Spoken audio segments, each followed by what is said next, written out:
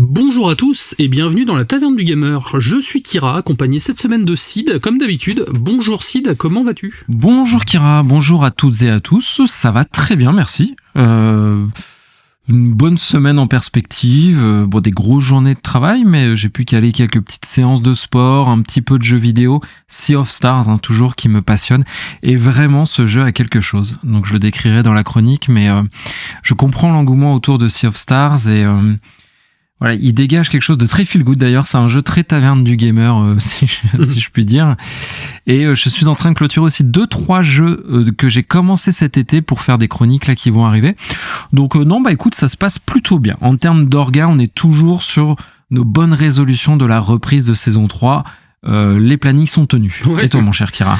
Moi je suis toujours sur Star Wars Outlaws, donc je vais avoir pas mal de choses à dire sur ce jeu, de bonnes comme de très mauvaises choses, donc c'est bien, c'est que ça va amener du débat en tout cas.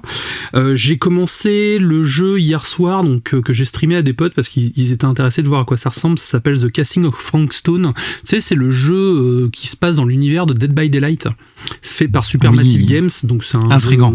C'est un jeu narratif comme Detroit Become Human, et j'y ai joué peut-être 3 heures, c'était très très très cool et j'ai hâte de m'y remettre en tout cas.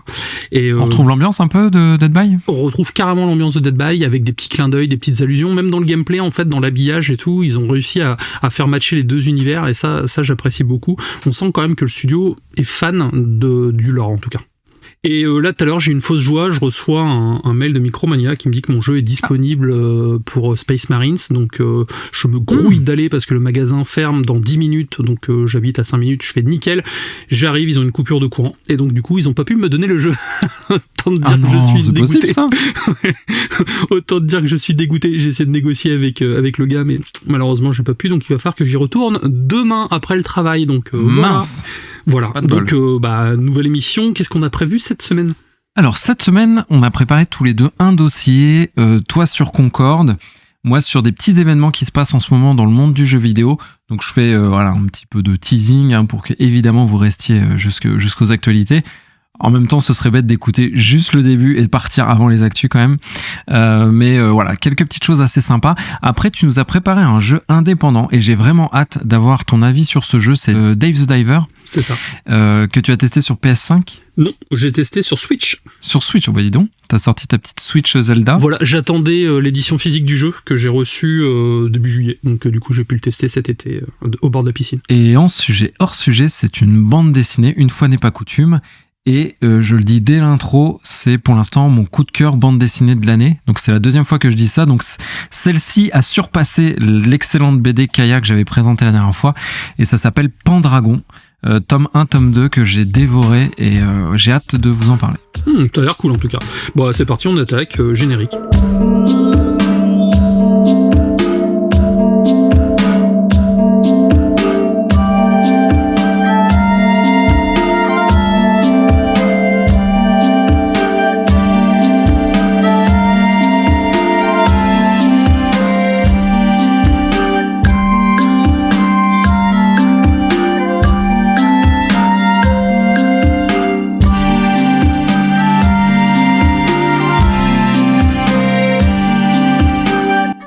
Commencer.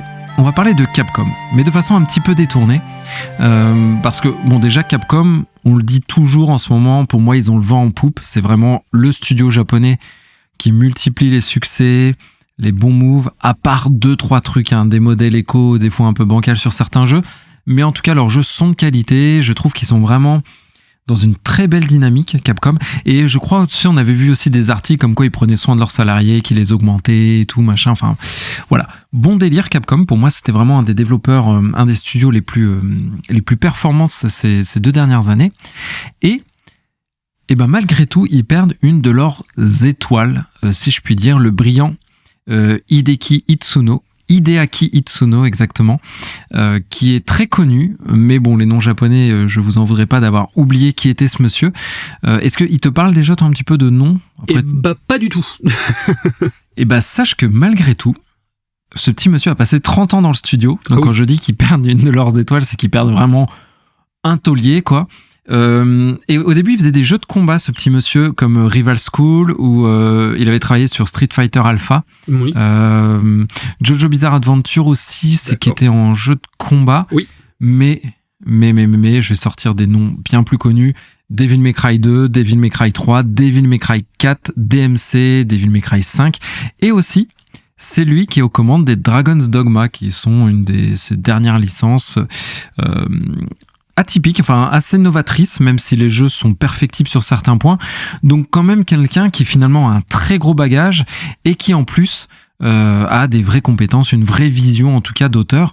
Donc tu vois, déjà je sors son pédigré, c'est quelqu'un le gars. Déjà, quand on voit le Dragon's Dogma 1 et 2, ils ont pris tellement comment dire, ils ont fait tellement le contraire, on va dire, de ce qui est à la mode actuellement dans le jeu vidéo, pour lui donner vraiment sa patte personnelle, rien que sur la partie voyage, où on doit marcher, utiliser des calèches, sur le côté roleplay, je trouve ça très rafraîchissant du coup. Ouais, oui, tout à fait. Après, moi je trouve les Dragon's Dogma sont des très bons jeux, mais tu vois, il y a des petites imperfections, mais c'est ce qui fait aussi parfois le charme du jeu. Le charme, ouais, exactement. Le charme et l'identité. Tu vois, t'es vraiment sur une proposition, quoi, un jeu où voilà, il y a une vraie proposition d'auteur. Et ils vont jusqu'au bout du concept, tout à fait. Ouais, et c'est assumé, quoi. Avec les défauts que ça peut engendrer d'ailleurs pour le joueur. Et d'ailleurs, Devil May Cry 5, un très très grand jeu que j'avais aussi chroniqué au tout début de la Taverne du Gamer. Et il vaut le coup, c'est un sacré jeu que j'avais beaucoup aimé. Et donc ce petit monsieur, donc Hideaki Itsuno, on ne sait pas où il va. On ne sait pas quelle structure il rejoint. Il nous dit un petit mot quand même pour sa communauté. Il dit « J'espère que vous continuerez à soutenir Capcom et ses personnages. À partir de septembre, je développerai un nouveau jeu dans un nouvel environnement. J'espère créer de beaux jeux amusants qui seront aussi mémorables, sinon plus que mes précédents projets. » Donc déjà, j'analyse deux choses là-dedans. Il n'est pas en froid avec Capcom. Parce que déjà, le gars, tout de suite, il dit « J'espère que vous continuerez à soutenir Capcom. » Donc déjà, on peut se dire que c'est pas un Konami Kojima, quoi. Tu vois, on est sur quelque chose qui semble quand même plus posé. Ouais, il n'y a pas une rupture, c'est pas un divorce dans la douleur, quoi. On dirait pas. Après, ça peut être une réponse politicienne, mais on dirait pas. Mais par contre, ça met l'accent sur un phénomène qui se passe beaucoup au Japon, je trouve, en ce moment. En tout cas, moi, quand j'ai lu cette news, ça m'a rappelé d'autres très grands noms qui quittent aussi leur très grosse structure. On peut penser à Hideki Kamiya, donc qui est mon gars sûr, hein. Moi je l'adore, hein, travaillé sur les Bayonetta, enfin à Platinum Game du coup, qui a quitté sa structure. Shinji Mikami, il a quitté Tango, on le sait, alors qu'il l'avait fondé. Oui. Shinji Mikami, donc papa des Resident Evil. Keiji Inafune, donc Megaman Onimusha, qui lui aussi a quitté les grosses structures, et ça devait être Capcom aussi à mon sens, et Yuji Naka, donc qui a quitté Sega pour fonder son studio, rattaché en plus après à Square Enix, et il a sorti des choses assez perfectibles, dont Balan, un jeu, je sais pas si tu connais, qui avait des bonnes idées, mais qui était à moitié cassé, ce jeu. Bon, en tout cas, tout ça pour dire que c'est pas quelque chose, enfin, ça a l'air de s'accentuer de plus en plus, et il y a du turnover, ouais. Et ouais, surtout sur ces grands noms qui veulent prendre un petit peu leur liberté. Et moi, je trouve, tu vois, Kira, que ces grands noms, on peut dire que les grosses structures, elles peuvent brider la créativité des grands noms comme ça, qui ont plein d'idées et qui ont du bagage. Mais c'est quand même, je trouve, les grosses structures, la garantie d'avoir un bon soutien financier, un bon soutien logistique, des moyens. Donc, parfois, ça fait que quand ils quittent ces gros studios, le résultat est parfois assez mitigé. Donc, voilà, moi je suis un petit peu inquiet par ces départs. Je me dis, est-ce que vraiment ils pourront, dans leur nouvelle structure, vraiment laisser leur liberté créative s'épanouir? Je ne sais pas, mais en tout cas pour Capcom, c'est un petit événement quand même. Certains aussi partent pour éviter un peu la routine qui s'est installée avec le temps, et pour retrouver aussi des structures à échelle plus humaine. C'est vrai, quand on travaille pour des grands studios et des grands groupes, pas forcément on a pu ce côté les mains dans le cambouis, et c'est vrai que je remarque que de plus en plus de grands auteurs comme ça font ce mouvement, en tout cas. Voilà. Ouais, mais encore une fois, je sais pas, tu vois, parce que quand t'es dans de très grosses structures, tu gères quand même les choses vraiment en gestion de projet, quoi. T'es le lead management, que remettre les mains dans le cambouis, management de proximité, etc. Bah, je pense que c'est pas toujours évident, donc c'est un gros pari qu'ils font. Moulineux avait essayé, il s'est cassé les dents. C'est ce que j'allais dire, j'ai pas de vrais exemples où ça a été en effet un truc incroyable qui a cartonné. Aujourd'hui, tu vois, j'ai pas à l'esprit, peut-être qu'il y en a, mais j'en ai pas. On peut parler peut-être de Kojima et Death Stranding, bien que Death Stranding, voilà, avec ses forces et ses faiblesses, comme on le disait, mais qui a un énorme succès. C'est un énorme succès, tout à fait. Après, il y a Ken Levine qui a quitté la saga BioShock pour refonder son propre studio et faire on va dire un System Shock like qui devrait sortir avec Judas, qui devrait sortir l'année prochaine, que j'attends beaucoup. J'espère que ça sera justement un de ces moods-là, parce que lui a quitté justement à l'époque Touquet, parce que c'était l'usine, il était rincé du développement de BioShock Infinite et voulait faire quelque chose de plus de différent, mais surtout de plus à taille humaine, mais de plus tu sais que ça matche plus avec sa sensibilité, donc si ça marche, mais carrément. Mais à côté de ça, t'as des moves qui se sont pétés. Je sais plus qui avait fait Dead Space, où lui, il a quitté Electronic Arts, il a sorti The Callisto Protocol, donc jeu que j'ai adoré, soit dit en passant, mais qui a fait un bid retentissant. C'est vraiment, c'est un gros pari, parce que moi encore, je trouve que les grosses structures, bien qu'on puisse les critiquer, elles ont quand même des gros intérêts. Et le dernier exemple que j'avais pour cette actualité, c'est Hironobu Sakaguchi, voilà, le papa de Final Fantasy, pour moi le big boss, qui a créé Miss Walker, donc ça c'est son studio, et qui a sorti par contre lui vraiment 2 énormes pépites indé, donc qui est Terra Battle, un jeu mobile qui est incroyable, et Fantasian, dont on a déjà parlé, où Uematsu est à la musique. Donc ça c'est un succès, mais pareil, il crée des succès, mais plutôt de niche, du coup, tu vois, ils n'ont pas le rayonnement qu'ils auraient eu forcément avec un gros studio, quoi. Alors moi cette semaine j'ai qu'une actualité, je vais parler du jeu Concorde qui s'est malheureusement écrasé et qui ne fera pas la fierté de Sony. Tu vas reparler.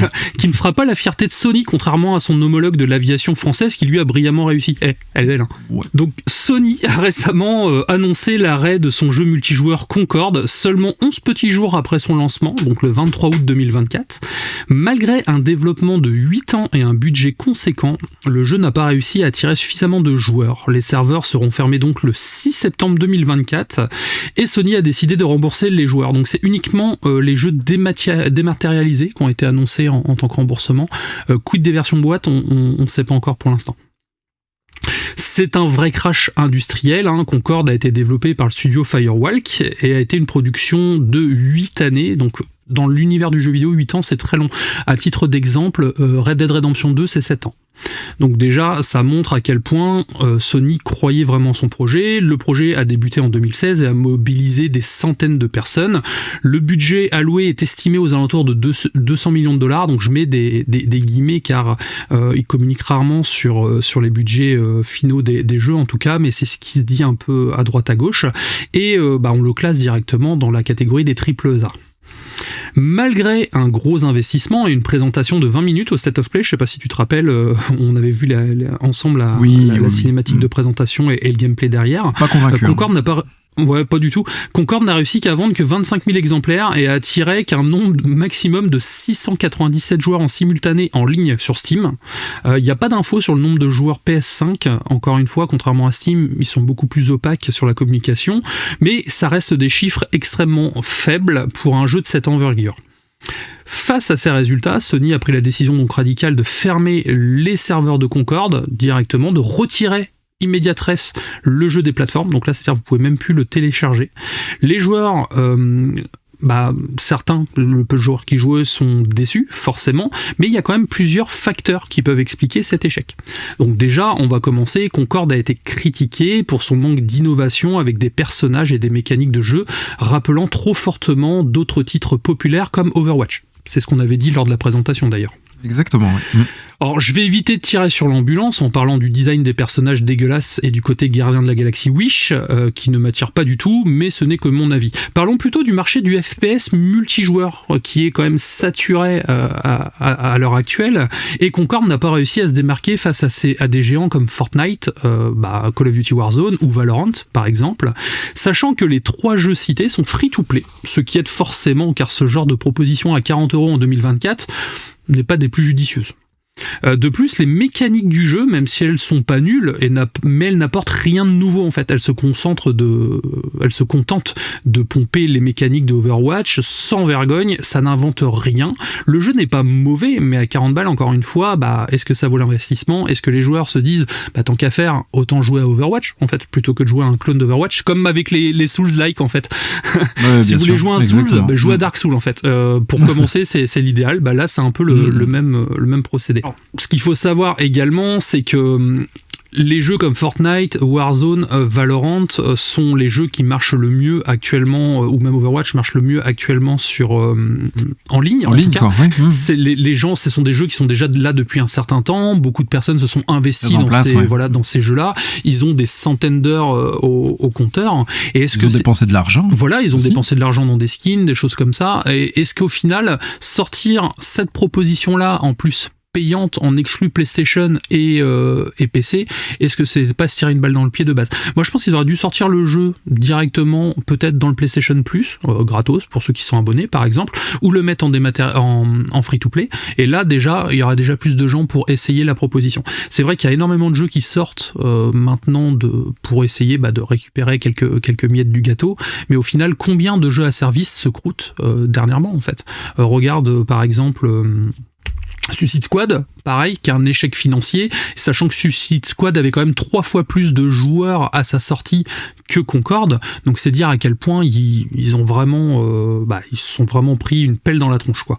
Après, ce qu'il faut savoir, c'est que Sony n'a pas exclu la possibilité de relancer Concorde sous une autre forme, y compris peut-être en free-to-play dans quelques temps. Cette stratégie pourrait attirer un grand nombre de joueurs en réduisant la barrière d'entrée des 40€ déjà.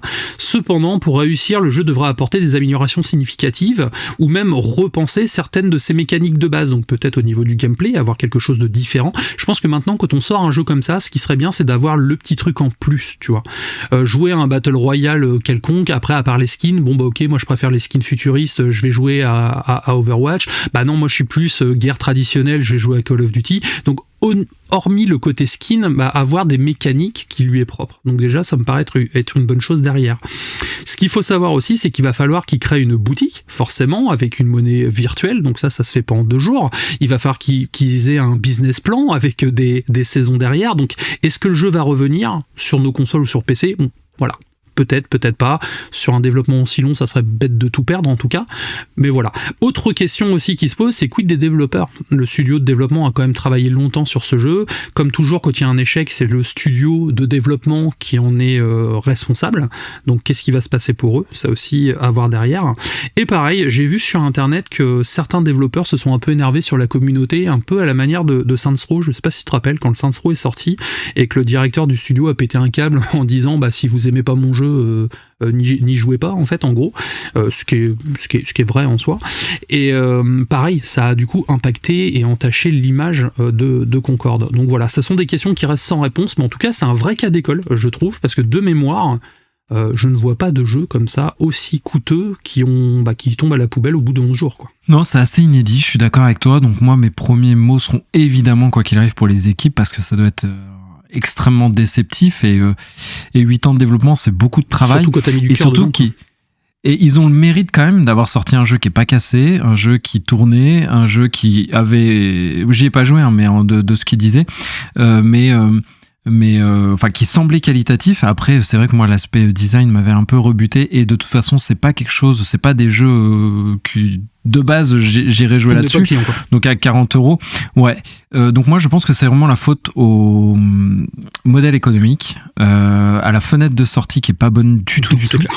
Et à la proposition qui est finalement un petit peu vieillissante. Alors ouais, peut-être que quand ils ont eu l'idée il y a 8 ans, c'était cool. Mais aujourd'hui, dans le paysage du jeu vidéo actuel, franchement, ça a plus trop sa place. Donc j'ai envie de croire à une transformation de Concorde, j'ai envie de croire qu'ils abandonneront pas les équipes, qu'ils abandonneront pas leur jeu, pardon. Et on a vu des revivals incroyables, un Final Fantasy XIV.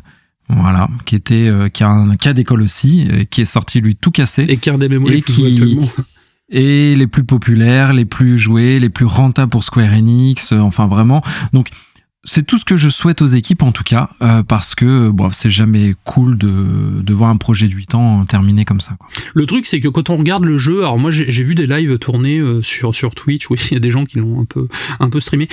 Sur Twitch, ça avait l'air cool à jouer, j'ai pas noté non plus de défauts particuliers, hormis la DA comme toi, où je suis pas fan du tout. Après, je pense qu'ils ont essayé de faire comme Helldivers 2, qu'ils ont sorti à 40 balles, et le jeu s'est très bien vendu, ils ont vendu des palettes, et le jeu est massivement joué.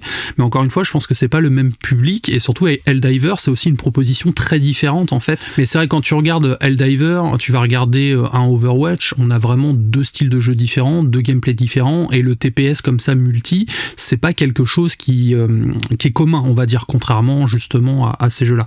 À côté de ça, j'appréhende un peu la sortie d'un autre jeu, c'est Starship Troopers. Tu sais que c'est une de mes sagas de cœur, et c'est un jeu que j'attends, qui va sortir aussi à 40€ et qui va être un peu dans le même modèle à la fois de Concorde et de Helldivers, où on va jouer donc des équipes de 8 et on va attaquer de l'arachnide. Mais encore une fois, un jeu à 40€, même si le skin est cool, est-ce que c'est encore pertinent à notre époque? Surtout que maintenant le côté jeu à service free-to-play est quand même très très bien entré dans les méthodes, les habitudes de consommation des joueurs en tout cas. Les cinématiques en images de synthèse étaient très jolies techniquement, ça là-dessus. Le côté rétro futuriste type années 70 pourrait être très intéressant aussi sur le papier. Donc il y a quelques idées, mais il y a aussi des maladresses de l'autre côté, donc je pense que c'est ça le problème en tout cas. Et donc pour terminer, revenons sur les studios japonais, mais on va parler de Vision of Mana, donc qui est sorti il y a peu de temps, un RPG édité par Square Enix, qui n'est pas développé par Square Enix, ce sera un petit peu le sujet. Mais avant, pour bien comprendre l'actualité, il faut que je vous parle de NetEase, donc qui est un géant chinois du e-commerce, du moteur de recherche, enfin bref, c'est le concurrent direct de Tencent. Donc tu vois, quand Tencent lui a fait sa place, on le connaît bien. NetEase un peu moins, mais il est tout aussi influent dans le jeu vidéo. Et un peu à la Tencent, ils ont eu NetEase aussi un appétit très dévorant, mais ils l'ont fait de façon un petit peu différente. Tencent, tu sais, a plutôt investi dans plein de sociétés, mis des billes partout, acheté des actions, a vendu lui-même des actions de Tencent d'ailleurs, enfin un peu partout, je crois même à Sony. Là où NetEase, lui, a plutôt voulu créer des studios. Et comment il faisait pour créer des studios? Il recrutait des têtes d'affiche. Donc il débauchait, et ça rejoint ma première actualité du coup. On peut citer Toshihiro Nagoshi, donc que tu adores parce que c'est le papa des Yakuza, qui a été recruté. Suda41, qui a été aussi débauché pour créer un studio qui s'appelle Grasshopper, je crois. Et Hiroyuki Kobayashi, donc lui c'était le plus chaud, mais je l'ai sorti correctement, qui était un good guys aussi de chez Capcom, donc Resident Evil, Dino Crisis, Killer 7, Sangoku Basara, qui a créé aussi un studio pour eux. Donc NetEase, en fait, ils font ça. Ils débauchaient et ils donnaient une nouvelle structure à des grands noms. Sauf que là, il y a un petit revers de la médaille, c'est que on sait que la Chine, là, justement, est dans le marché du jeu vidéo, commence à réduire un peu la voilure. Tencent en tête, d'ailleurs, ils sont tous en train de se calmer. Et donc là, ils ont sorti Vision of Mana, donc développé par un studio de NetEase, même si c'est édité par Square Enix. Et le jeu, à peine sorti, ils ont annoncé le licenciement quasiment entier du studio. Parce que vous avez sorti le jeu, c'est très bien, il a l'air plutôt qualitatif, les gens sont contents d'ailleurs de Vision of Mana. Mais par contre, nous, on retire petit à petit nos billes du Japon. Donc c'était un studio japonais qui se voit vidé en grande partie de sa substance. Et ça, franchement, c'est un gros coup dur pour les équipes, justement, parce que, tu vois, Vision of Mana, de tout ce que j'en ai lu, il y a des défauts, début un petit peu lent, ce genre de choses, mais il est de qualité. Et les gars, à peine leur jeu, ils sont dans l'euphorie de la sortie de leur jeu, ils sont dégagés. Ouais, ça c'est un peu sale quand même quand ça arrive. Après, on sait que souvent des studios vont licencier des personnes quand un gros projet est terminé, parce que forcément il y a peut-être plus de travail pour ces personnes-là ponctuellement, et c'est ce qui crée un roulement dans les équipes sur les studios, et malheureusement c'est souvent les petites mains qui en pâtissent. Et merci beaucoup d'avoir meublé, Kirin, parce que je cherchais le nom de studio que j'avais plus, donc tu m'as offert la petite fenêtre de recherche Google, et c'était Uka Studio, du coup j'avais plus le nom. Donc voilà, très malheureux pour ces équipes, comme voilà, en pleine euphorie, bim, Et donc c'est préoccupant, ça rejoint un petit peu l'actualité d'avant parce qu'on ne sait pas où ces grands noms partent comme celui que j'ai cité tout à l'heure, mais s'il est parti pour un de ces géants avec la promesse d'un studio, des équipes, une structure, etc., et ben on voit que ces gens-là sont des financiers. Et ça fait souvent pas bon ménage, hein, on le voit avec Xbox quand ils rachètent des studios et qu'ils ont des difficultés à assumer derrière.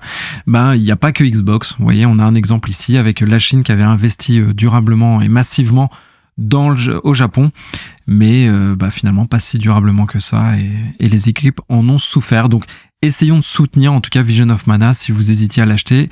Je pense que ce sera une bonne récompense aux personnes qui ont perdu leur job. Après, il y a une démo, ça peut vous permettre de vous donner une idée sur le jeu aussi. C'est la meilleure manière aussi de se faire une idée, c'est de le tester soi-même. Et c'est vrai, quand il y a une démo comme ça, autant en profiter parce que ça donne un petit avant-goût comme ça. J'ai acheté Emio que j'ai reçu il y a pas longtemps, et c'est vrai que la démo m'avait beaucoup hypé et m'a beaucoup aidé en fait à concrétiser cet achat en tout cas. Ainsi se termine la partie news. Donc on va passer sur le test de la semaine. Donc le test de la semaine, c'est Dave the Diver. Donc c'est moi qui m'y suis collé bien volontiers. Avant ça, une petite musique toute douce du jeu. Et puis je vous reprends dans l'immédiat.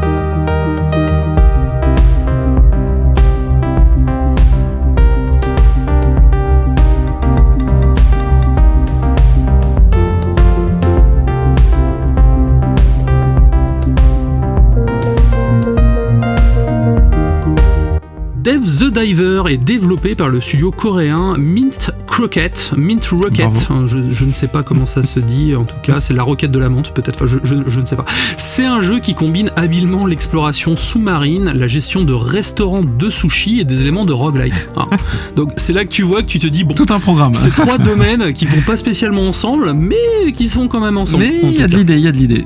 Le jeu est disponible sur Nintendo Switch, PS4 et PlayStation 5 depuis octobre 2023, donc il vient de sortir en version boîte sur Switch cet été. Ce jeu a rapidement conquis le cœur des joueurs grâce à son originalité et sa profondeur de gameplay. Donc déjà on va voir ce qu'il en est. En parlant de gameplay, on va commencer par ça. L'un des aspects les plus impressionnants du jeu est donc son gameplay qui est varié et addictif. Le jeu se divise en 2 phases principales, l'exploration sous-marine et la gestion de restaurants. Le matin et l'après-midi, donc, on incarne Dave, ce petit plongeur intrépide qui explore les profondeurs maritimes pour capturer des poissons exotiques. Cette partie du jeu est riche en défis et en surprises, chaque plongée offrant de nouveaux poissons à découvrir et à capturer. Et de plus, on va retrouver des coffres à trésors qui sont disséminés un petit peu partout dans la map, ce qui va nous permettre de débloquer donc soit du stuff pour notre plongeur pendant cette plongée particulière, ou tout simplement pour choper des ingrédients pour le restaurant. On peut choper aussi des petits trésors comme des perles, des choses comme ça. On va également avoir des événements aléatoires qui peuvent se produire donc pendant ces plongées, qui vont permettre justement de relancer la machine à chaque session de jeu. Ça me fait beaucoup penser comme ça à ton dredge que tu avais fait, où tu étais un petit pêcheur, pareil, bon c'était un peu plus tourmenté je pense, mais il y a des similitudes. C'est complètement dans la même vibe en fait, c'est-à-dire c'est un jeu où on joue une personne tout ce qu'il y a de plus simple, sauf que contrairement à Dredge où on est vraiment dans la mélancolie et la folie de Lovecraft, là on est vraiment dans une ambiance été, Caraïbes, feel good, tout ce qu'il y a de plus appréciable en tout cas. On va commencer par parler de l'équipement du personnage, parce que bon, qui dit plongée dit équipement, hein, le gars plonge pas avec son couteau et son hamac à banane comme ça sans pression. Derrière, il va avoir sa combinaison de plongée qui améliore donc la résistance et qui va te permettre de plonger de plus en plus profondément. Donc on va pouvoir l'améliorer bien sûr au fur et à mesure. On a le réservoir d'oxygène, ce qui est important, donc ça augmente la durée des plongées et ça fournit également plus d'oxygène, mais attention, Dave ne dispose pas de points de vie, c'est-à-dire ça va être son oxygène qui va réduire à chaque fois qu'il va se faire attaquer ou toucher par quelque chose. Donc il va falloir gérer son oxygène à bon escient. On a le fameux harpon qui nous permet de plonger, donc on va chasser les poissons, on va se défendre contre certaines créatures maritimes, et surtout on va trouver différents types de harpons tout au gré de nos plongées dans ces fameux coffres qui sont disséminés. On commence avec un couteau de plongée, ce qui est utile pour couper des obstacles sous-marins, se défendre également. Ça peut nous servir également à dépioter les plus gros animaux au fond de l'eau pour pouvoir remonter que ce qui est nécessaire. On va avoir une lampe, bien sûr, ce qui permet d'explorer les zones les plus profondes profonde et un scanner sous-marin qui aide à localiser des trésors et des objets cachés, mais ça arrive un petit peu plus tard dans l'aventure. Je parlais de l'oxygène tout à l'heure, donc la gestion de l'oxygène est cruciale, donc on va devoir surveiller notre réserve et retourner à la surface dès qu'elle s'épuise. Les profondeurs sont remplies de dangers, y compris des prédateurs marins et des obstacles naturels. On va devoir être prudent et utiliser nos compétences pour éviter tout ce qui est danger et surtout survivre. On doit anticiper les zones dangereuses. Par exemple, si on sait que les requins sont généralement aux alentours de 50 mètres de profondeur, on sait que là on va devoir aller plus doucement et éviter ces zones-là, sauf si on veut aller les attaquer pour les pêcher, par exemple. On va devoir observer aussi le comportement des prédateurs qui ont chacun leur comportement et savoir à quel moment on peut éventuellement passer ou comprendre. Pareil, on va avoir aussi des plongées nocturnes si on le souhaite et ces plongées nocturnes vont amener d'autres espèces de poissons et les poissons vont avoir aussi des comportements différents. Donc ce qui est aussi intéressant au niveau des pêches si on veut des poissons plus ou moins rares. Ouais, ça se renouvelle quand même plutôt bien, j'ai l'impression, sur la durée en tout cas. Exactement. On va avoir également la gestion du poids, parce que c'est pas une mule non plus, il va pas se balader avec 250 kilos de poisson sur le dos. Donc on va évoluer notre poids au fur et à mesure. Donc au début on commence, je crois qu'on peut porter 15 kilos maximum, et au fur et à mesure qu'on va développer notre personnage, on va aller jusqu'à 30, 40 kilos. Et on va avoir aussi des accessoires qui vont nous permettre de récupérer nos plus grosses proies sans avoir à les trimballer. Par exemple, à un moment, donc j'ai réussi à tuer des thons, en fait, des très très gros thons, en fait, et t'envoies un petit sous-marin avec un filet qui va les remonter à la surface à ta place, qui va t'éviter justement de le dépioter, de te balader avec, quoi. Donc ça c'est intéressant parce que ça va jouer aussi, parce que plus ton perso est chargé, plus il sera lent à nager et plus il va consommer en fait en oxygène. Vraiment l'oxygène c'est la pierre angulaire de cette phase de plongée. Mais tu peux mourir du coup, ou comment ça se passe si t'as plus d'oxygène, si t'as plus de points de vie?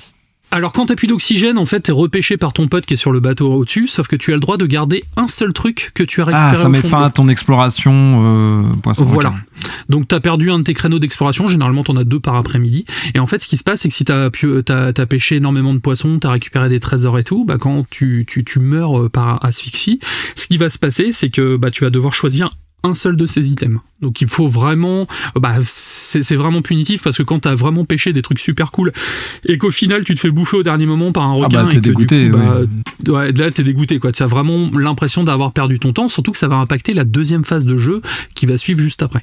À côté de ça également, pour l'oxygène, on a des petites techniques, c'est-à-dire il va y avoir des petites bonbonnes d'oxygène qu'on va trouver au fond de l'eau en fait, qui va nous permettre de recharger intégralement notre oxygène.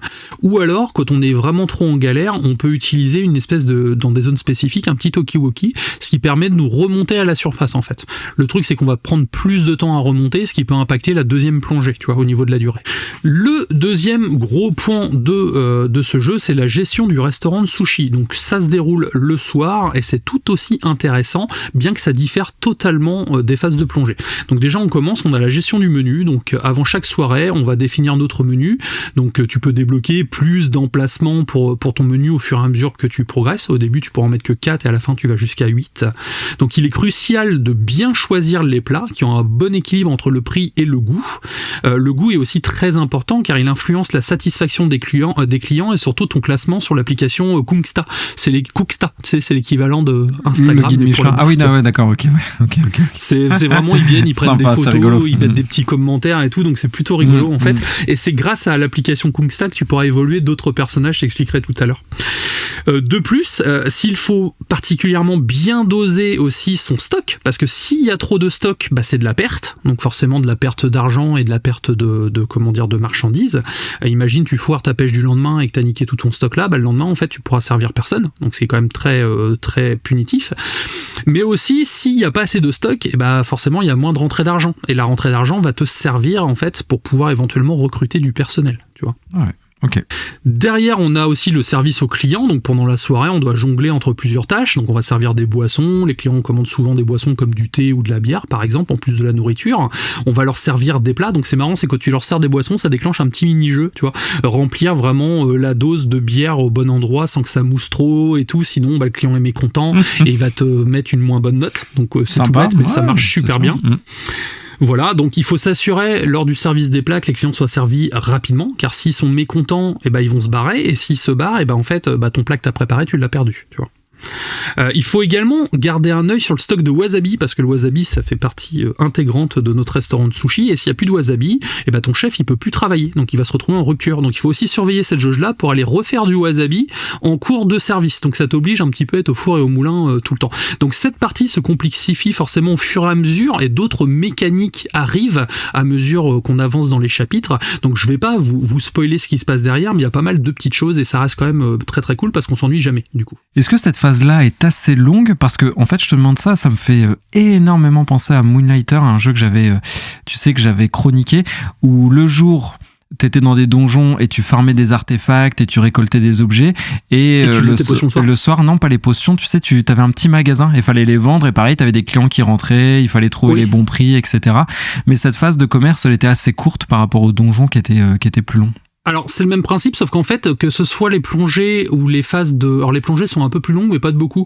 Une phase de plongée, ça va durer 5 minutes maximum, tu vois. Ah oui. Là, la phase de service, ça va durer 3-4 minutes. Ah oui, d'accord, c'est quand même rapide, ça s'enchaîne bien. Voilà, c'est du jeu que tu peux faire vraiment pendant une pause, que tu peux faire dans un trajet en train, en bus, pourquoi pas. Agréable, et c'est ce qui fait que c'est si intéressant, parce que dès que t'en as marre, tu t'arrêtes et puis tu reprends après, quoi. Donc c'est vraiment de la phase très très courte, et ça oblige d'être... C'est court mais intense, en fait. Ça t'oblige à être sur le qui-vive tout le temps, tu vois. Comme je te disais, la partie gestion de personnel est aussi importante, car tu peux embaucher et former du personnel pour t'aider dans le restaurant. Chaque membre que tu vas embaucher a des compétences spécifiques qui peuvent être améliorées avec le temps. Il est important aussi de bien répartir les tâches entre les serveurs et les cuisiniers pour optimiser le service et éviter les fameux couacs que tout le monde se marche dessus, ou le serveur qui a rien à faire parce que tu l'as mis à faire autre chose mais que le deuxième il le fait à sa place. Donc c'est des petits délires comme ça, mais c'est des petites mécaniques qui augmentent et qui corsent la difficulté au fur et à mesure. Tout à l'heure, je te parlais de l'application Cooksta qui est très importante, donc c'est même crucial. Elle te permet de débloquer des nouvelles recettes, d'augmenter le nombre d'emplacements dans le menu, de recruter du personnel. Un bon classement sur Cooksta attire plus de clients et améliore la réputation du restaurant. Et c'est là aussi que tu vas faire évoluer ton chef cuisinier. Alors ton chef cuisinier, c'est un grand black avec des lunettes, avec un petit chignon. Et à chaque fois que tu vas déclencher en fait un apprentissage de recettes ou quoi, il y a une petite cinématique en pixel art qui parodie les films de kung-fu, tu sais. Où le gars il apprend à couper de telle manière et tout, et c'est super cool à regarder avec la musique qui va avec, et l'ambiance là-dessus elle est vraiment dingue. Derrière, on a la gestion des ingrédients, donc chaque ingrédient qu'on va pêcher pendant la journée sont utilisés pour préparer les plats forcément, donc il faut bien planifier ses plongées aussi pour pêcher les ingrédients qui nous conviennent le mieux. Au début, j'y allais un peu à la zob et je pêchais tout ce qui venait, et puis après je voyais. Et en fait, au fur et à mesure, je me dis, non, ce plat-là se vend mieux, donc je vais peut-être plus pêcher de ça. Ou au contraire, non, ce plat-là se vend pas assez, donc ça, on s'en fiche, je vais peut-être plus pêcher de ce truc-là, tu vois. Donc ça t'oblige à avoir cette fameuse organisation aussi dans tes plongées qui sont totalement liées, en fait, à la vente de tes poissons. Tu gères ton inventaire, du coup, par rapport à ça. Tu te dis, tiens, je vais avoir assez de place juste pour ce plat. Enfin, j'imagine que tu dois réfléchir en fonction de... Ouais. C'est ça, au moins pour gérer, tu dis si tu veux pêcher du requin, tu sais que le requin il va prendre énormément de poids en fait sur ton inventaire. Faut que t'aies un intérêt derrière. Si t'as pêché 17 poissons avant, ça va être compliqué, tu vois. Donc c'est à toi de gérer aussi par rapport à ça. L'autre petit point qui est cool, c'est qu'on peut améliorer et décorer son restaurant en fait. Donc pour attirer plus de clients et augmenter la satisfaction, donc ça rend c'est simple si tu veux, avec l'argent qu'on va gagner, on va pouvoir acheter des nouvelles enceintes, des nouveaux sièges, de la nouvelle décoration pour ce restaurant. Donc ça donne une petite dimension stratégique, parce que ça joue aussi sur l'appréciation des clients, mais surtout ça te permet d'avoir un restaurant qui te ressemble en fait. Et ça c'est plutôt cool. Derrière, on va avoir des événements et des quêtes. Donc le jeu propose des événements spéciaux qui parodient, qui rendent hommage à des éléments de la culture populaire. Donc ces moments sont souvent l'occasion de découvrir des easter eggs et des surprises cachées. Ils donnent des objectifs particuliers à court terme, comme la fête du thon, où on nous dit dans 3 jours, les gens, c'est la fête du thon, ils vont en manger beaucoup plus, et donc ça va nous obliger pendant les plongées, alors on peut le faire ou non en fait, mais pour aller chercher justement cette matière première. Et ce qui est cool, c'est que les gens, c'est ce qu'ils vont commander le plus, et tu vas voir un peu comment tu vas gérer au fur et à mesure cette fameuse fête. Ok. Très sympa. On va avoir également des pirates qui peuvent arriver, on va avoir aussi des ONG qui sont pas contents parce qu'on pêche dans le secteur et que c'est pas bien, on a des dauphins aussi qui peuvent se retrouver en galère et on va les aider. Donc on a vraiment cette sensation de participer à tout un écosystème, et c'est très appréciable. Et Kira, est-ce que t'as fait le DLC Godzilla? Parce que j'ai vu qu'il y a un DLC Godzilla, moi c'est ce qui m'a failli faire craquer. Ouais, je vais t'en parler après, justement. Ah, ok. Donc visuellement, le jeu est très joli, il adopte un style de pixel art 2,5D qui est à la fois charmant et détaillé, les couleurs vives et les animations sont fluides, ça donne vie à un univers sous-marin et des personnages hauts en couleurs que Dave rencontre au gré de son aventure. L'attention est portée aux détails et quand même très impressionnante car le jeu est rempli vraiment de parodies, et ce qui ajoute une touche très appréciable à l'appréciation en fait. Je vais te donner quelques exemples. On va avoir des armes avec des gimmicks, donc certaines armes sous-marines. On a le club de golf où on va avoir une barre de charge comme dans un jeu de golf en fait, et si elle est bien utilisée, ça va déclencher le son, tu sais, quand tu gagnes dans les jeux de golf, tu vois. Ah, excellent. On a une pelle qui fait référence au jeu Shovel Knight en fait, avec une animation similaire. Oui, très connu. On a d'autres clins d'œil à d'autres jeux, par exemple, on a un personnage qui collectionne les cartes de poissons qui est habillé comme Sacha de Pokémon, sauf qu'il a 50 ans, il a du bide, il est constamment bourré, donc c'est très très rigolo quand on le voit. On a aussi des PNJ et des dialogues qui sont souvent des parodies de situations et de personnages célèbres comme Tom Cruise ou Jared Leto, tu vois. Et on a des scènes animées en pixel art qui sont souvent également pleines de références à des films historiques, humoristiques ou même des films de kung-fu comme je te disais tout à l'heure, mais surtout c'est l'animé Food Wars aussi qui a été, tu connais cette animé, j'aime beaucoup. Qui a été très très bien représenté. Par exemple, tu as des critiques qui vont venir dans ton restaurant, tu vas leur servir le plat qu'ils veulent, et là tu vas avoir pareil en pixel art en fait, toute une animation du mec qui se rappelle son enfance à l'époque où il en mangeait et tout, et puis derrière il y a des feux d'artifice dans tous les sens, il prend la position et tout, enfin vraiment on a cette vieille impression de voilà, c'est très décalé, mais du coup ça contribue à cette ambiance feel good. On a aussi des vieux films des années 80 qui ajoutent une couche supplémentaire, par exemple le mec qui va te fabriquer tes armes, il va mettre des Power Gloves, tu sais, les gants de Nintendo, avec la musique qui va avec, il est sur son ordinateur, il a les lunettes qui brillent, devant il a une petite statuette de jeune fille japonaise comme dans les animés, tu vois. Donc on a vraiment ce côté parodie qui est très très cool. Derrière, on en parlait tout à l'heure, donc on en a un peu parlé, il y a 2 DLC gratuits qui sont particulièrement intéressants. Donc on a The Dredge et Godzilla qui enrichissent considérablement l'expérience. Ça ajoute de nouveaux personnages, de nouvelles quêtes et de nouveaux défis.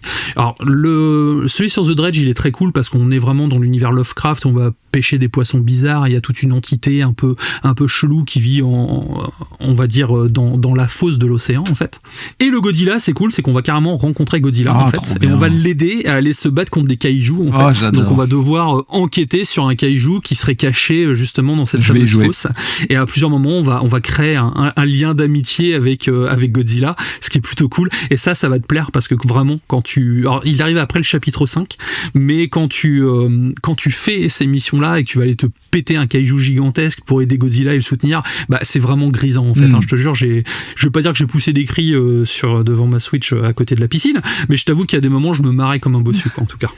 Bah oui, c'est bon. En conclusion, Dave the Diver est une véritable pépite ludique qui mérite amplement son statut de hit indie. Son mélange original d'exploration sous-marine et de gestion de restaurants de sushi, enrichi d'un humour constant et d'une réalisation soignée, en fait une proposition unique en son genre. Que tu sois amateur de jeux de gestion, de roguelite ou simplement à la recherche d'une expérience de jeu rafraîchissante et captivante, Dave the Diver est un titre à ne pas manquer. Donc je te le recommande, c'est très très très chronophage et c'était assez difficile comme chronique parce qu'en fait, parler de ce jeu sans parler des mécaniques, c'est compliqué. Donc j'ai dû énumérer certaines mécaniques pour que vous puissiez vous rendre compte, parce que je peux pas vous les montrer visuellement en fait. Mais vous allez voir que même si ça a l'air complexe, c'est très très simple, et au fur et à mesure, c'est tellement bien fait dans les transitions et dans les nouvelles mécaniques qui arrivent qu'au final, ça passe tout seul. Non, t'en as très bien parlé. Parfois, faut pas trop en dire. Moi, tu m'as dit Godzilla, ça suffit, tu vois. T'avais pas besoin d'autant d'arguments. Non, mais en tout cas, ça a l'air d'être vraiment une belle pépite. C'est tout à fait ma cam. D'ailleurs, je pense que c'est un jeu que j'aurais pu faire. Il me faisait de l'œil parce que moi, je voyais toutes les collabs. J'avais vu la collab Godzilla, j'avais vu la collab Dredge.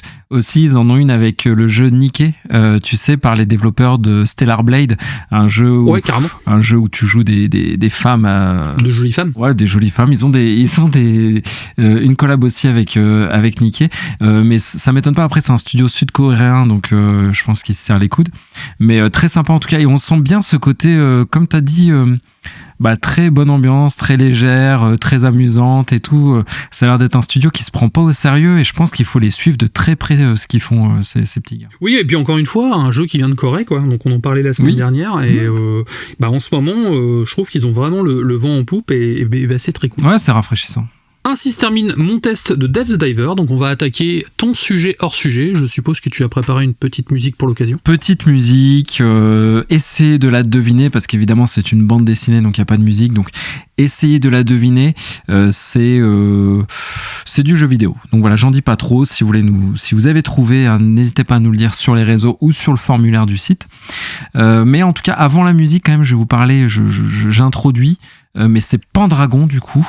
Tome 1 et 2, donc pour l'instant il y a 2 tomes sortis sur 4, donc une série assez courte qui aura 4 tomes pour l'instant. Je pense que il y aura plusieurs cycles, mais le premier cycle est en 4 tomes. Donc là il y a L'épée perdue, le Conseil des rois qui est sorti. Et je l'ai dit en préambule, c'est ni plus ni moins pour l'instant ma bande dessinée préférée de l'année, un style plutôt fantasy, dark fantasy, donc entre magie, joute politique, amour et guerre de territoire épique, nous allons plonger ensemble dans Pendragon donc. Et tu l'as dit, petite musique d'ambiance, et on se retrouve juste après.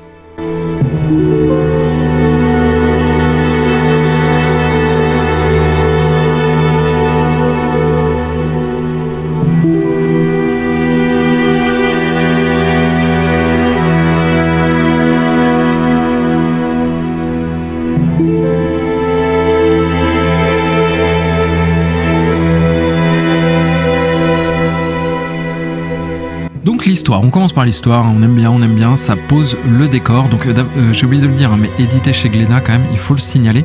Et pourquoi je dis ça, c'est parce que j'ai tout simplement pris un copier-coller de leur synopsis que je vais vous lire, parce que je me suis dit qu'il était très bien fait et que ça résumait assez bien, et après on débat autour de l'histoire, on en discute en tout cas, et le titre de ce synopsis, c'est Arthur, le retour de la légende. Parce que oui, et donc ça c'est pas le synopsis, c'est moi qui commande déjà, parce que oui, on va parler de la légende arthurienne, c'est ça qui est tellement cool avec cette bande dessinée. Donc je lis le sino avec une petite voix ASMR qui va bien. Non, ça... avec une voix de bande-annonce américaine. Ouais, non, ça on a dit fallait arrêter, c'était un peu malaisant pour nos éditeurs, mais voilà, on sait comment se reconvertir après, Kira, si on arrête le podcast de jeux vidéo. Bref. On fera des bandes annonces. On fera du téléphone rose. Alors, depuis le départ des légions romaines, les dieux semblent avoir abandonné les hommes et les terres d'Alba. Cet antique royaume est désormais la proie à des guerres féroces et incessantes. Pourtant, le sorcier Merlin cherche sans relâche à rétablir l'harmonie. Il devra pour ce faire trouver enfin un roi capable de mettre un terme aux querelles intestines entre les 7 royaumes. Un roi capable de rétablir les anciennes croyances face à l'émergence d'une nouvelle religion. Alors que les combats font rage sur les terres du roi Léodan, la prêtresse Nimue sent que l'heure est proche. Bientôt, un homme fera entrer l'Angleterre dans un nouvel âge. Arthur. Chef de guerre local, sans rêve de grandeur, Arthur n'a pas d'ambition de devenir le haut roi des Basses-Terres. Pourtant, ses exploits ont déjà plusieurs fois montré ses qualités de leader et de fin stratège. Blablabla, il y a encore un peu de texte, mais c'est un peu long. Oui, voilà, on est vraiment là-dedans. Et d'ailleurs, au début, j'ai eu un petit temps d'adaptation, parce que forcément, moi, Arthur, je pensais à Kaamelott. Mais là, on n'est pas du tout là-dedans. Et il faut vraiment pas imaginer du coup Kaamelott, parce que on est dans la légende arthurienne malgré tout, mais les légendes arthuriennes, elles sont écrites depuis le 6e siècle, donc il y en a tout un tas d'adaptations différentes jusqu'à notre ère moderne, où on continue à avoir beaucoup de littérature, de bandes dessinées autour de ça, de littérature de qualité d'ailleurs. Là, on se met en scène dans un Arthur qui prétendant au trône de Bretagne, donc l'unificateur des clans qui s'entretuent, ça c'est du plutôt classique, poussé par un Merlin dont la magie, Calibur d'ailleurs, l'épée s'appelle Calibur et pas Excalibur, c'est une interprétation, voilà, poussé par ce Merlin qui veut faire devenir Arthur le roi puissant et fédérateur, alors que lui ne recherche pas forcément ça. On est plutôt sur un Arthur qui est un mercenaire déjà. Il a ses troupes, il a ses hommes très fidèles, mais c'est un mercenaire. pour l'emmener vers peut-être la quête du Graal. On n'en est pas là en tout cas dans les BD, mais on est vraiment sur de la légende arthurienne, bien qu'elle est ancrée quand même au 5e siècle en Grande-Bretagne, donc dans un contexte historique plutôt réel, vraiment moyenâgeux, réel, mais avec du coup cette réécriture assez libre. Mais bon, il y a les codes. On est vraiment dans ce que la légende arthurienne sait nous proposer. Voilà, mais avec peut-être une touche un peu plus fantastique. Un peu plus fantastique, et j'allais le dire d'ailleurs, tu as raison, parce que, en fait, si tu veux, je trouve que la frontière, on est sur de la fantasy, presque même de la dark fantasy, parce qu'il y a une ambiance celtique très sombre, assez glauque quand même, mais plutôt appréciable, parce que je trouve qu'en plus le mythe arthurien s'y prête vraiment beaucoup, tu vois, parce qu'il y a toute cette partie un peu ésotérique et tout qui est très sympa.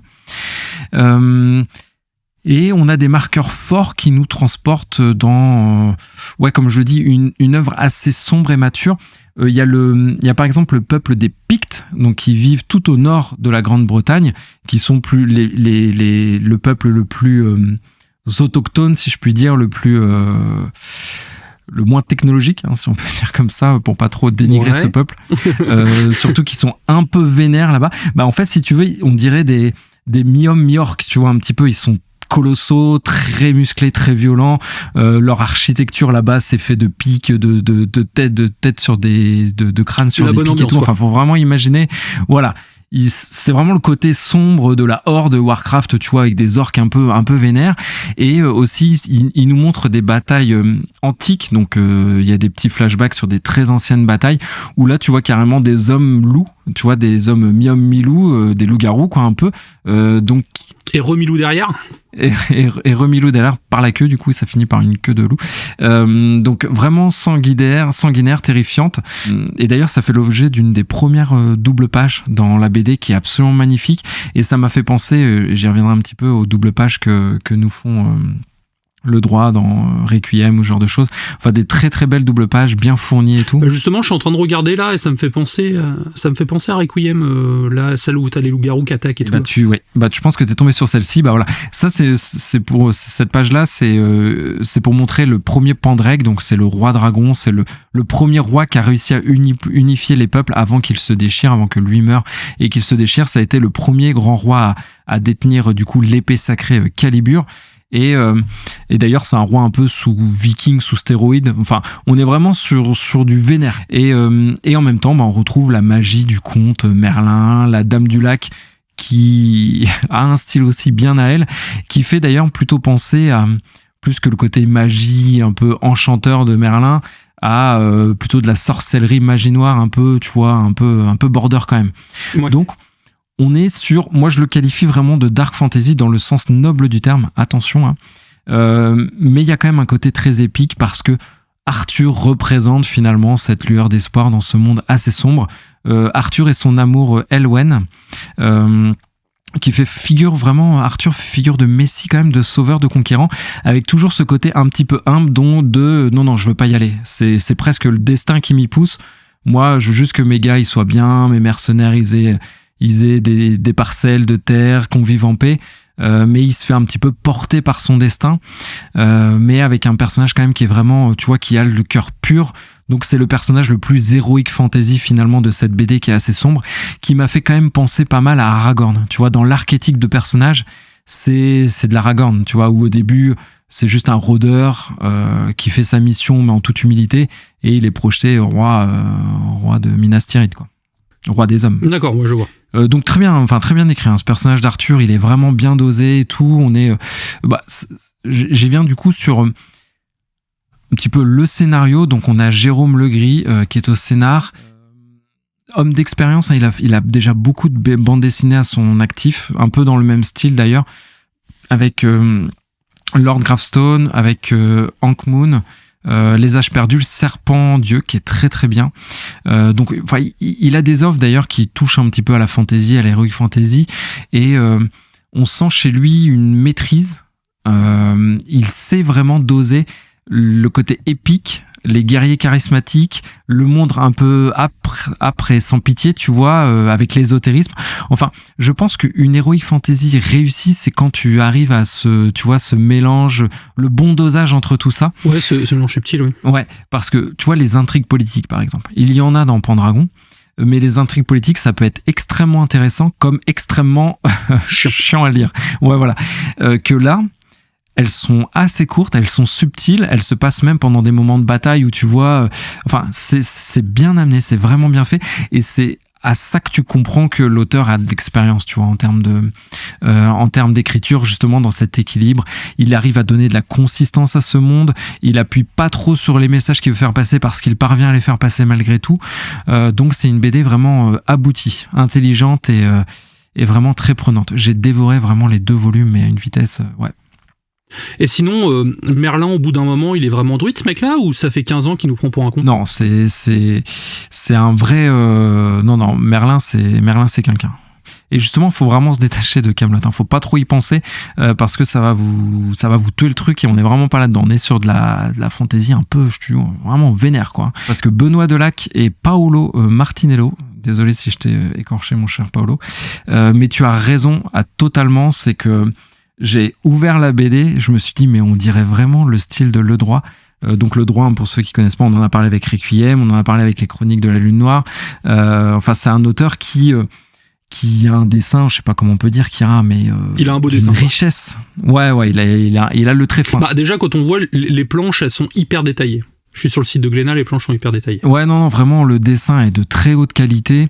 Et encore une fois, là, l'équipe, elle est pas le trio. Je pense qu'ils se sont vraiment trouvés. Ils ont déjà bossé ensemble déjà auparavant. Mais Benoît Delac, par exemple, a travaillé sur la série de BD Elf et aussi Orc et Gobelin ou la série Merlin. Enfin, tu vois, il a déjà fait de l'heroic fantasy. Il connaît vraiment bien son sujet. Et ça reste quand même un tout petit peu moins fourni que les BD de Le Droit qui sont dans l'opulence, on peut dire, hein, tu vois, dans l'outrance. Oui, c'est vrai. Mais tu as raison, c'est quand même hyper détaillé. Donc vraiment, je trouve que le trio s'est très bien trouvé. Ils ont fait une BD qui est vraiment top. Donc, en gros, hein, j'ai déjà beaucoup dit, mais il se dégage de cette BD. Comme je l'ai dit, je l'ai eu d'une traite. En plus, on a eu un petit peu de chance. On a eu la BD, la deuxième, avant la sortie. Donc, merci. Moi, je l'ai vraiment savouré.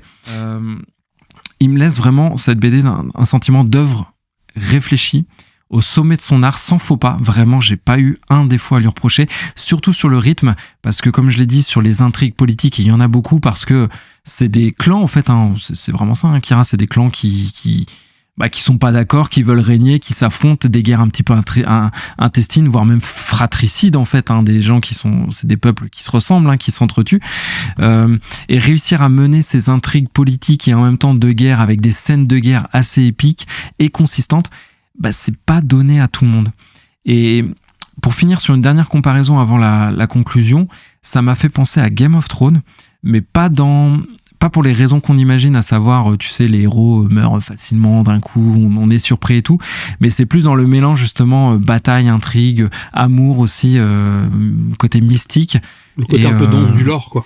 Ouais, dense, mais digeste en tout cas pour la série, les livres Game of Thrones. Bon, je trouve pas ça digeste du tout. À lire, j'aime pas non plus. J'ai essayé de lire. À lire. J'ai essayé de lire. Ça s'appelle Feu et Sang, je crois. Tu sais, ce qui inspire House of the Dragon. Et franchement, j'ai beaucoup de mal à lire les écrits de Martin, en tout cas. Ah, moi non plus, j'aime pas du tout comment ils chapitrent ça, les temporalités et tout. Enfin, mais la BD, par contre, arrive, je trouve, à rendre le tout digeste. Et cette BD, c'est ça. C'est dense, ça raconte plein de choses, mais c'est toujours super digeste, avec vraiment cette faculté de réussir à iconiser un petit peu Arthur, qui passe vraiment d'un personnage très humble, qui se laisse porter par amour, hein, on le verra, enfin vous le verrez en le lisant, par amour, et ouais, on se retrouve avec un Arthur ultra charismatique et qui est très très très réussi. Donc en conclusion, je l'avais dit, immense coup de cœur. Bon, après, faut que j'avoue, hein, moi la fantasy c'est mon credo, hein, mais ça peut me rendre aussi exigeant, hein, parfois tous les deux, quand il y a un truc vraiment où on est un peu expert, qu'on adore. ça nous rend encore plus exigeants. Ça nous rend plus critiques. Coucou Alien Romulus. Et ben là, franchement, je te le dis, sans sourciller, j'ai pris un plaisir immense sur cette BD de fantasy, dark fantasy. Donc, elle est dans ma bibliothèque aux côtés de Berserk, La Guerre de Lodos, Les Chroniques de la Lune Noire, mes BD de Loisel aussi que j'adore. Et je pense vraiment qu'elle a sa place à côté de ces grands noms. J'espère qu'elle va devenir culte. J'espère que ça va continuer en tout cas sur cette lignée, parce que là il y en a 2 sur 4 pour le premier cycle. Et donc parole de Sid, si vous n'aimez pas, si vous êtes déçu et que vous l'avez acheté, Kira s'engage à vous rembourser. Comme ça voilà, on a fait un deal et voilà, comme ça c'est dit. Bah en tout cas, ça donne envie. Moi, ça me tente vraiment beaucoup. J'aime beaucoup la mythologie arthurienne, et le fait de le mixer avec de la dark fantasy, ça peut être cool. Donc voilà. Et parole de Kira, la joie de vivre et le jambon. Il n'y a pas 36 recettes du bonheur. Donc, on a terminé avec ta chronique sur Pendragon. Là on enregistre tôt cette semaine car tu pars en vacances, on va devoir faire un épisode d'avance en tout cas pour la semaine prochaine. Du coup on n'a pas de big up parce que là ça fait que 3 jours qu'on a sorti l'épisode d'avant, donc je te laisse le mot de la fin pour conclure. Eh ben écoute, le mot de la fin, c'est vrai qu'on va enregistrer 2 épisodes cette semaine, mais bon, le rythme de publication sera comme d'habitude. Mais très grosse émission la semaine prochaine, Kira, parce qu'on va parler de Elden Ring. C'est pas rien ça quand même. C'est pas rien, un de nos jeux de cœur à tous les deux en tout cas. Ouais, donc focus sur le DLC, mais comme on n'avait pas fait Elden Ring en chronique, ce sera l'occasion de revenir en même temps. Donc ce sera le DLC d'Elden Ring sous le prisme du jeu de base, donc ça va être intéressant, on va pouvoir comme ça parler des 2 à la fois, sans que ce soit trop dense. Et sinon, bah écoutez, je vais paraphraser Kira, mais avant de paraphraser Kira, vous avez notre site web, le formulaire, la garantie d'avoir une réponse de notre part, et aussi les 5 étoiles, hein. Franchement, voilà, vous nous demandez souvent comment nous soutenir, et Kira, je crois que c'est le meilleur moyen de nous soutenir. C'est vrai, en partageant les épisodes également, n'hésitez pas. C'est vrai qu'on a pas mal de retours de personnes, car c'est des gens de leurs amis, enfin de leur famille ou des amis qui ont partagé un épisode pour qu'ils écoutent et leur faire connaître, et finalement ça devient des nouveaux auditeurs. Ça fait plaisir en tout cas, parce que c'est grâce à ça vraiment que ça nous donne encore plus envie de continuer en tout cas.